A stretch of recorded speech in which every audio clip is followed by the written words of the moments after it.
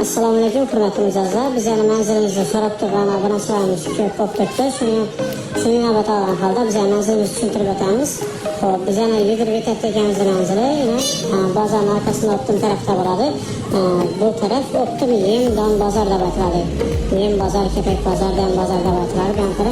Yan tərəfimiz yine Optum tərəfdən yəni Ulubağ Gün tərəfdən girib gələn yol da batladı. Yan tərəfdə avtobus stəndi var. Şu avtobus stəndi yan tərəf çətinli yoldan şimdi geçenler Nazar Metklinikası var. Metklinika'nın ölçüsünün Işlar Boğum'da.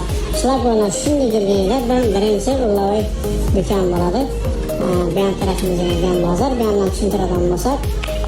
Beyan tarafımızda yazda kola zakirlerini Optum zayıf oladı. Vallahi gelip satılan zayıf oladı. Beyan tarafımızdan işimize girelim.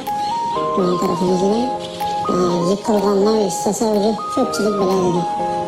Yani yıkılganlar ve sebep oladı beyan tarafımız. Beyan tarafımızda yandan çıkması bazar.